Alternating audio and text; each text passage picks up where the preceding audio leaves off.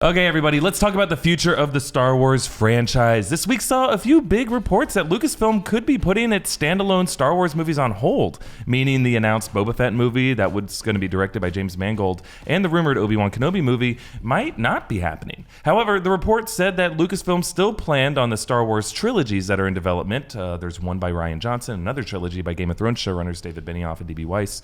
Johnson's producer, Ram Bergman, said that we could be seeing the first of his new movies as early as 2 years from now. Wow. But when it comes to the standalone movies, Solo director Ron Howard said that the report about them being put on hold might not be accurate. He shrugged off the negativity about Solo, saying it was still the biggest opening of his career. But I think the question is, which Star Wars project are you guys most looking forward to? Like, do Star Wars stories need to be told in trilogy form? Or can standalone movies ever be a better option? All right. Let's dance. Yeah, let's dive into Star Wars. So the first thing is that ABC actually, when that news was announced about 2 hours later, came forward saying that it wasn't true at all. But that's not worth not speculating over. I have theories. Obviously, Star Wars likes to play a lot of things safe. And I think that Solo was a bit of a risk and it didn't pay off.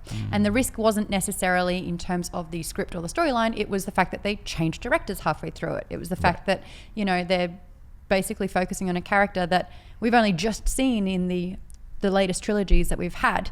I'm a bit bummed that they didn't kick off with the Obi-Wan standalone movie because Ewan McGregor wanted to play Obi-Wan and continue on that role, and it would have been the best way to join and link the prequels to the current trilogy. Yeah, it was one of the few things out of the prequels that people still really love. He acted the crap out of that role, and he didn't have amazing things to go on, but he made it incredible. And I just think that Star Wars really needed someone like this. And then to hear that Alden Ehrenreich needed a little bit of coaching when it came to acting to try and not mimic Han Solo in the original by Harrison Ford, but to make his own spin on it. It's why don't you just get someone who cannot screw it up? I like the idea of focusing on these new trilogies, not so much that they're new trilogies, but the idea of focusing on new, different things. Not like, hey, do you want to know what Boba Fett was doing? No, I really don't. I honestly don't care. Do you know how Solo became Solo? Don't care. Yeah, I'm super ambivalent. Like, what's the Kessel Run?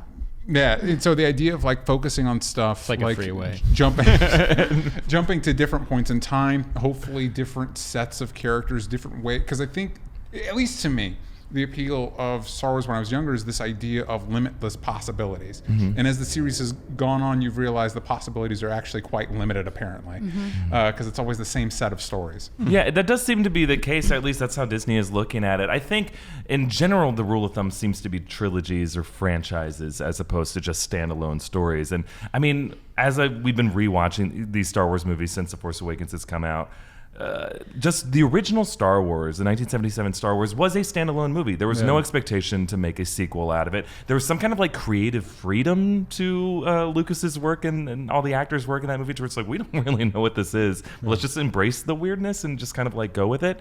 And when, you know, we saw the Death Star blow up, for most people who saw that movie when it came out, that was as far as this universe was going to go. Yeah. I think it is possible to do a standalone movie that could work. I think you also run into issues when you put the trilogy expectations on it, that things will end in a way that's satisfying. Like crossing over from The Force Awakens to The Last Jedi, I think some of the issues people were having with The Last Jedi is it didn't answer all the questions. Well, it's like, yeah, you gave it to two different filmmakers. Yeah. JJ said, Rian Johnson, you don't have to answer these questions, do whatever you want with it. And then you kind of set up some fans to get upset when, you know, people take it in another direction. Or at least with one movie, you just have one filmmaker in charge of where the story's going to go. One of the things that Marvel does kind of have that balance where they have a strong showrunner with Feige, and so there is, even though there is that Disney formula that I compare it to that because that's Disney has the same formula for their princess movies and everything.